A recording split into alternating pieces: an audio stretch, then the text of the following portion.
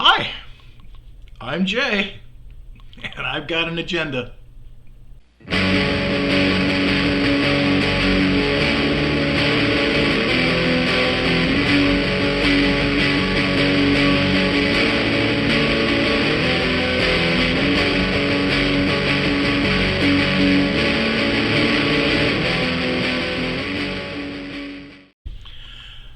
And welcome back to what is, I believe, to be the J Agenda number 10. Hey, thanks again. Appreciate you being here. Before we get going, I really appreciate it if you would click the like button and subscribe if you have a mind to do that. And you'll get notifications when I post new videos.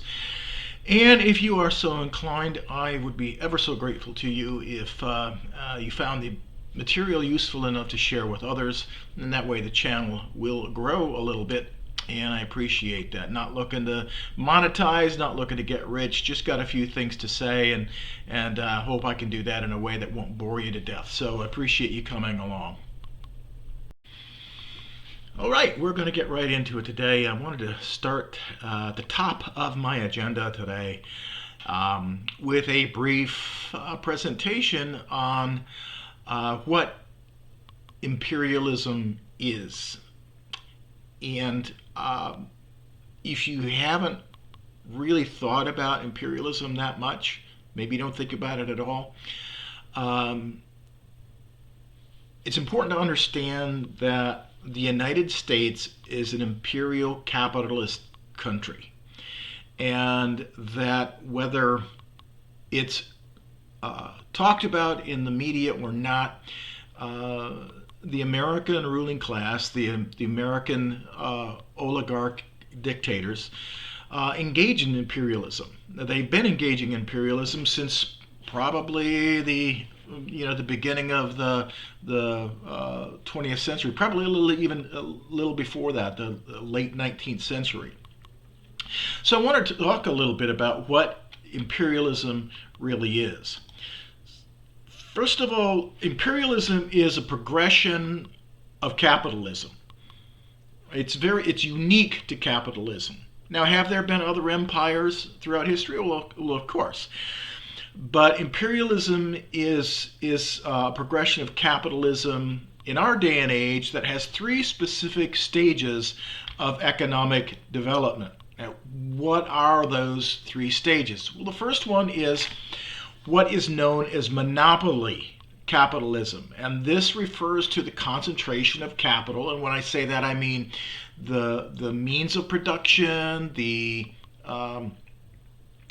it's grown into financial capitalism, financial monopoly, banking monopoly, into a few large firms dominating the market. Now, you've probably all played Monopoly, and the idea of the game is to gain a monopoly on certain properties, certain railroads, certain utilities, right? And the one that gets the most monopoly, or the biggest monopoly, and drives all other players off the board is the winner. Well, that's the way monopolies and capitalism work. This stage of capitalism leads to imperialism, as capitalist economies and nations seek new markets and new resources, because capitalism has to keep consuming, has to keep producing, it has to keep exploiting, it has to keep gathering more and more and more resources and labor in order for it to survive. In this stage of capitalist development, monopolies will stifle competition. I mean, this is what happened as capitalism began to take root in the world as a major economic system. The bigger ate the smaller, and it stifled, almost eliminated competition. This stage of capital development exploits workers, and it leads to an increase in inequality. The merger of finance capital, which is money, and industrial capital, which is all the hard capital, machinery, property, factories, all of the things that that corporations own is the defining feature of monopoly capitalism. And eventually the state becomes an instrument of the monopolies. It's not that the government has control over monopolies. Pretty soon what happens, and no matter what you hear in American history about antitrust acts or anti-monopoly acts, guess what's happened? Do you hear about those being enforced anymore? Most of them have been repealed, if not ignored. So the state becomes an instrument of the monopolies, and that further entrenches the power of the monopoly capitalists. Think of the U.S. ruling class as a dictatorship of the oligarchs, right? Now, whenever they need the government to step in for something, the government snaps to it, and if it's not even, if it has nothing to do with the welfare of the citizens, it doesn't matter, because at this point, monopoly capitalism is calling the shots with regard to political economy. And only revolutionary change will dismantle these monopolistic structures. Now I want to go into the next stage of capitalism, which if you see the slide there, it's called parasitic capitalism. After a while, capitalism begins to turn on its hosts, that is the workers, right? No matter if they're foreign workers or they're domestic workers, their own economy, they'll start eating away at it. Innovation in production is deliberately curtailed in parasitic capitalism unless it becomes profitable. Why innovate? Why spend the money? Why use the capital if you don't need to? If it's not going to turn a profit? Innovations in parasitic capitalism, innovations only arise because of the necessity for profits and not for the good of society, right? This is why in the United States of America, we can't have a lung cancer vaccine from Cuba. We can't invent it. Maybe we have invented it, but it's not on the market. You know why? Well, because that doesn't set well with the insurance monopolies. Okay? What about other cures? So cancer cures, other things of that nature. Why isn't there the development in the United States for such things? Well, it's because sick people are profitable, right? These insurance premiums paid into the system are profitable. Why cure people? If 85% of your population becomes absolutely healthy, right, with the development of medication, there's no reason.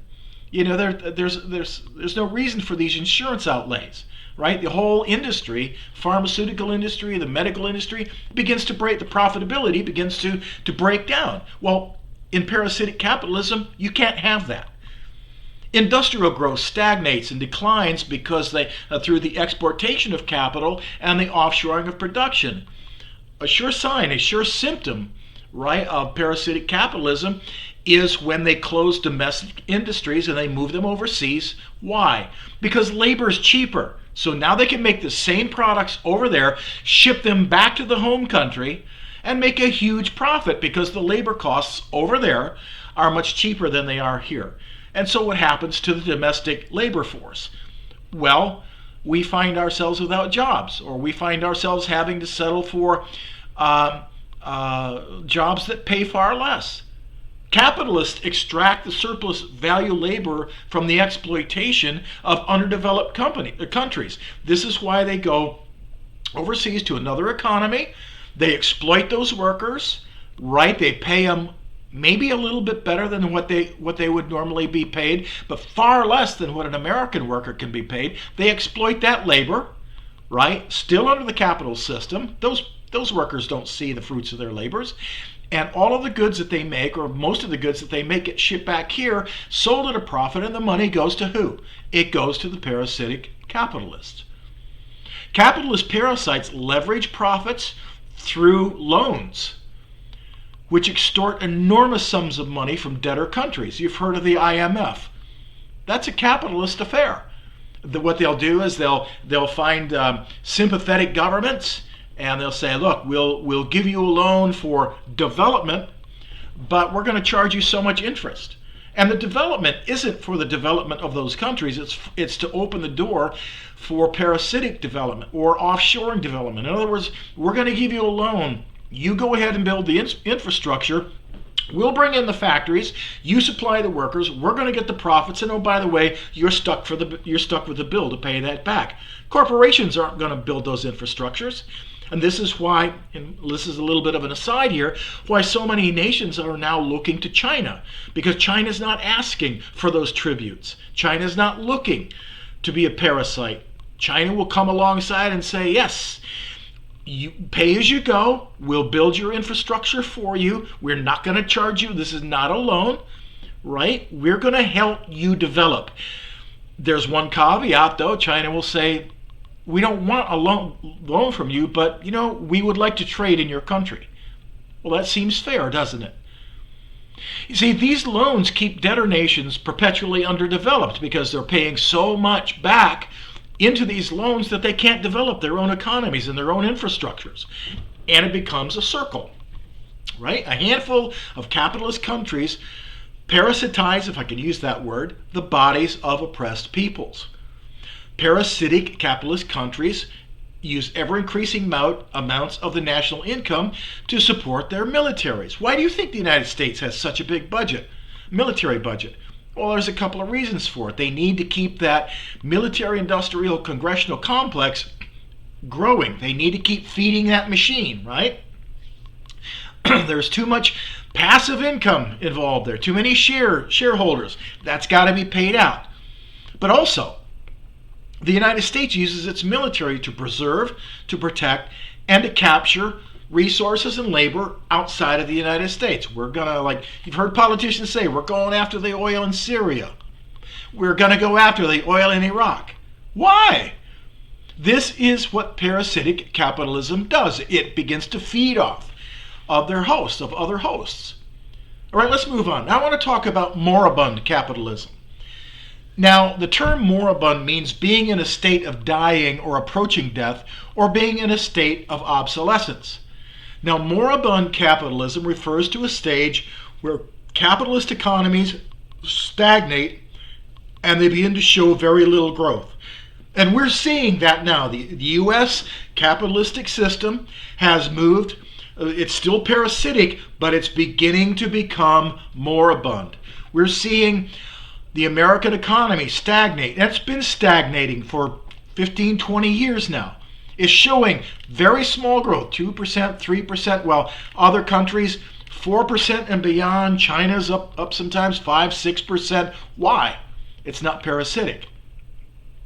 Moribund capitalism is characterized by high levels of inequality and the concentration of wealth among a smaller and smaller group of people, the wealthy elite, the oligarchs. We are seeing wealth inequality here in the United States becoming greater and greater. That's a sure sign of moribund capitalism. Innovation and entrepreneurship decline, and it really it leads to a reduction, if you will, in economic dynamism, right? They don't want to innovate. It's not profitable to innovate. Whereas we see other nations such as China and Russia, even to some extent Iran, and some of these other nations that aren't bound, that aren't captured by this parasitic capitalism. They're innovating for the good of their societies. This is why China is leading the world in AI and in chip development and those kinds of things. Why? For the good of humanity primarily, but they're also making a good profit at it. Labor markets in a moribund capitalist society become rigid. You have high unemployment, or you've got high underemployment rates. Governments will intervene more frequently to stabilize the economy through bailouts or stimulus packages. Right? Do you remember the 2008-2009 crash? What did the United States government do? Stepped in and bailed out the banks. It stepped in and bailed out the auto industry. Why? Because in early 2000, if not before, the American economy started to become moribund, right? It's approaching a state of death. It's in a state of dying. It's in a state of decline. It's in a state of obsolescence. And what happens under moribund capitalism is that you see an increase in social unrest. You see a dissatisfaction in the political system. You see citizens demanding reforms and being denied those reforms. You're seeing the separation from those who govern from the masses. Right, the will of the masses is not the same as the will of those who are now governing the masses. Right, you're seeing a decline in living conditions. Homelessness in the United States, poverty, hunger, these things are all growing. Why? We are now in a state of moribund capitalism. The United States economy is now moribund. There's absolutely no way to return capitalism to an earlier stage of development, right? It's coming to an end, inevitably. Capitalism has only one course of correction. If they're going to do anything, if the capitalist class, if the oligarchs are going to do anything, that course is destruction. They will blow up the entire world if they have to save their asses, to save their system, rather than just saying, okay, it's been a good run, we need to do something else. And aside from the destruction, the capitalists have no way to correct the inevitable collapse of capitalism. They know their goose is cooked. The time is running out. Capitalism is dying. It is moribund. The fall of capitalism is inevitable. And so the question that we need to consider is, what socioeconomic system is going to replace capitalism? Well, if you've been a viewer of this channel, you know my position. But you know what? I'm going to leave that up to you guys to discover. Right? So that's the agenda point about explaining imperialism. Okay, so the next thing on my agenda today is I want to discuss a little bit about the subject of federal student loan debt. Now, how did I get on this rant? I don't know, some discussion in some thread somewhere. I don't know, social media I was reading, and there were people who were discussing, again, bringing this up again about the forgiveness of student loan debt in light of the ability of the government to go ahead and print money out of the air.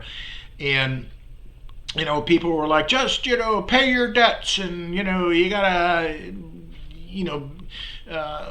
honor those debts, and blah blah blah blah blah. And the people that some of the people that are against student loan debt forgiveness, I get that some of them had to work hard and paid off their debt, but it's a different economic condition right now. All right, nothing stays the same. I'm a dialectical materialist. Let's talk about the dialectics of things. It's always changing.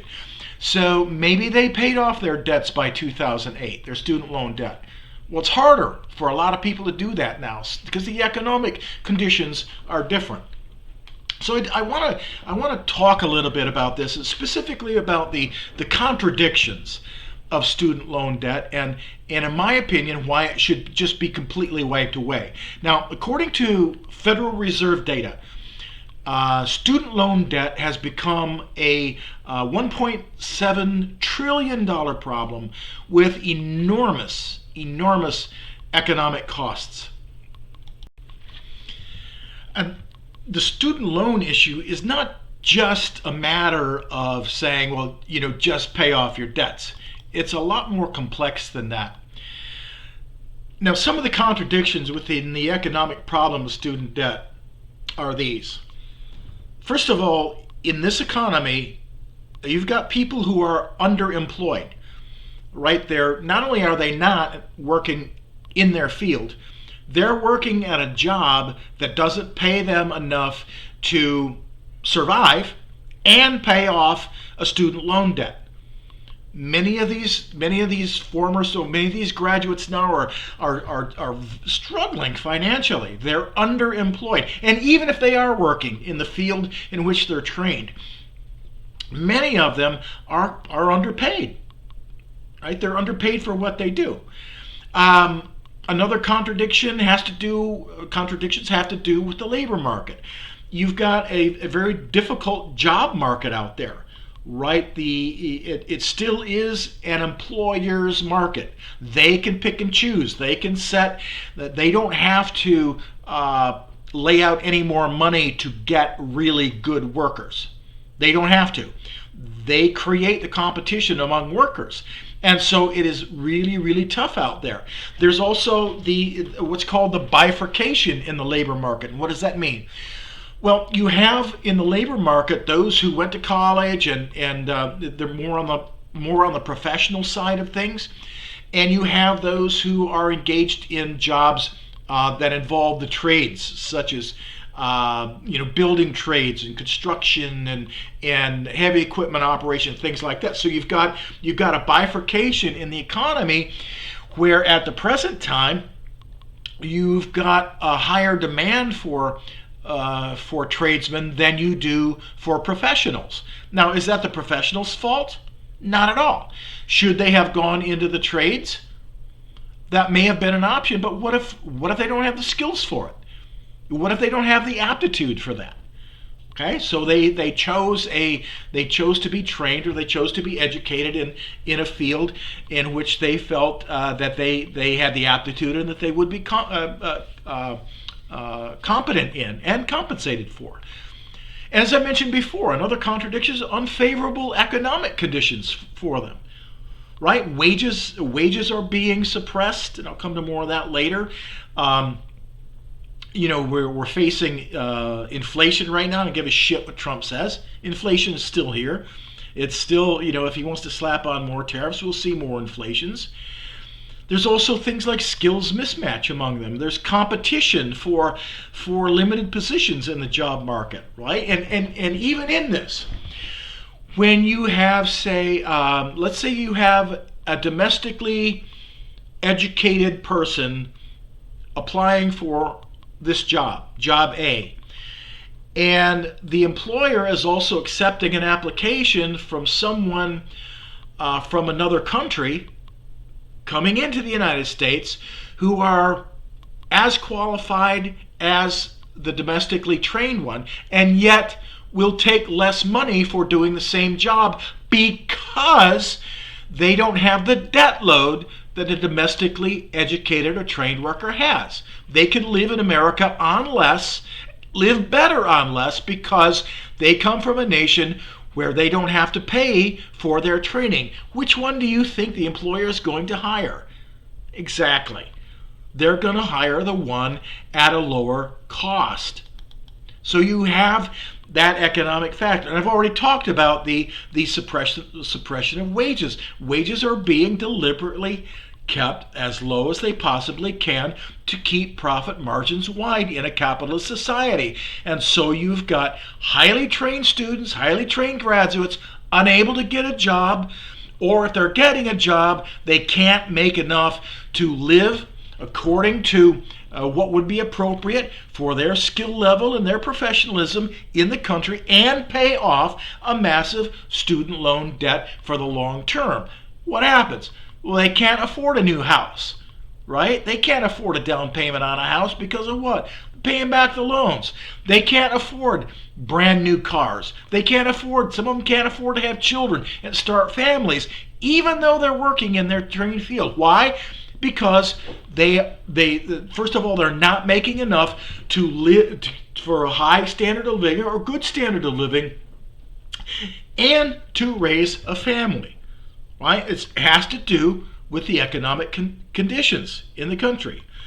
Repayment of this debt is a drag on the consumer and service segments of this economy. What do you think would happen? Where do you think that these debtors would spend their money if they didn't have to pay it anymore? Do you know where they'd spend it? They'd start saving for a house. They'd take out a loan at a smaller interest rate for a house. Right? They might drive better cars. They're certainly going to pour that discretionary income back into local economies. What's going to happen?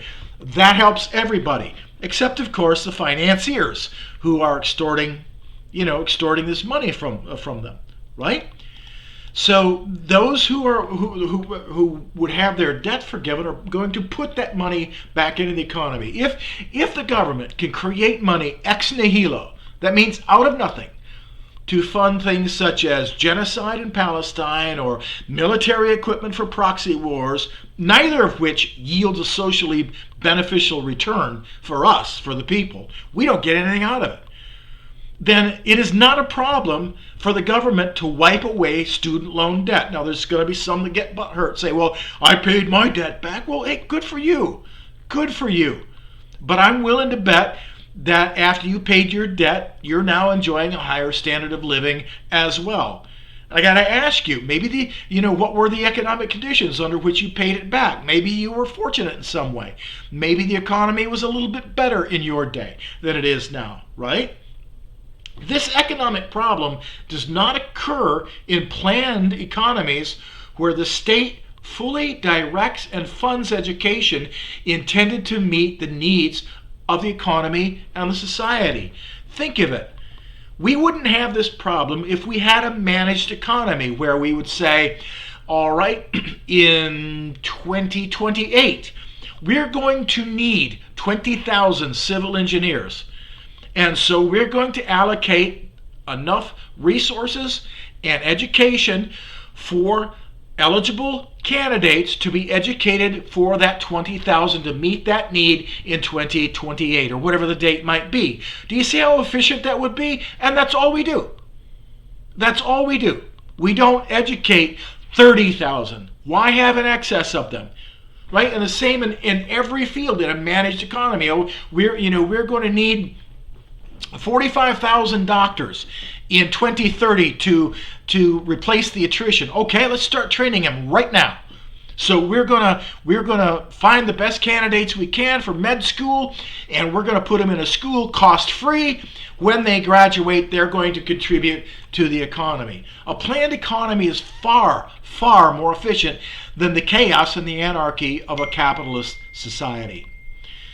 So yeah, I'm an advocate of paying off the student loan debt, getting that money back into the economy and making things a little bit better, not only for those who would be relieved of that debt, but for our economy as a whole. And you're welcome to disagree with me on that, and that's cool. By the way, I'm going to put some links down in the notes, and you can access some of the information that I referenced here on your own.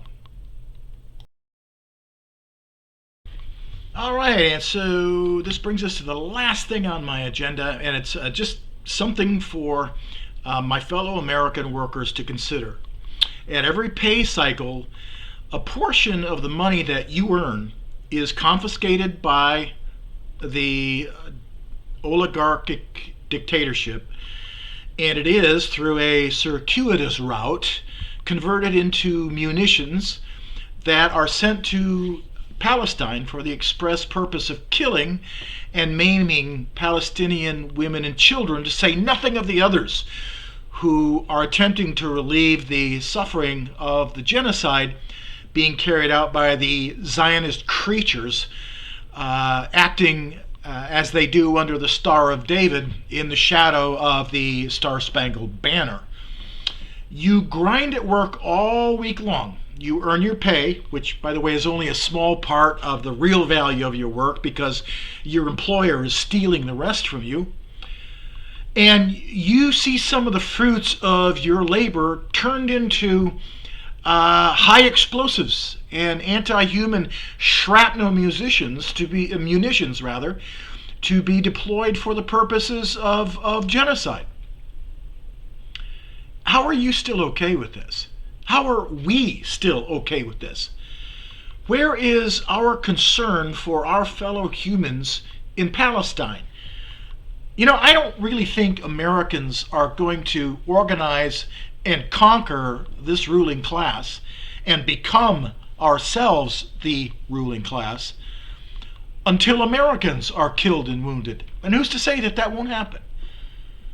We can't legitimately chirp about compassionate and moral American values as long as we are accomplices to genocide. How is it that we can stand up put our hands over our hearts and feel proud, if not a wee bit exceptional and better than everybody else, and spout the ideas of liberty and justice and freedom and bravery, while we permit our ruling class masters to make a mockery out of those ideals with our permission. We're doing it with our consent because we're not standing up to it. Our enemies aren't in Moscow. Our enemies are not in Beijing. Our enemies are not in Tehran. Hell, they're not even down in Venezuela. They reside here. They are the dictatorship of the oligarchs carrying out governance, industry, economy, financialization, militarization for their sake. Not for yours, not for mine, not for ours. Consider well what I've said here today. Think about this when you arrive at work or you review your pay stub next time. Think about this when your belly is full and you and your family are well sheltered and safe. Is it because of the oligarchs? No. They might come for that. No. It's not. I encourage you to nurture both a humanitarian conscience and a working class consciousness. And here at the end, I say death to the IDF and death to the Zionists. Death to the American ruling class. And freedom, peace, and prosperity to the people of Palestine. Thanks for watching.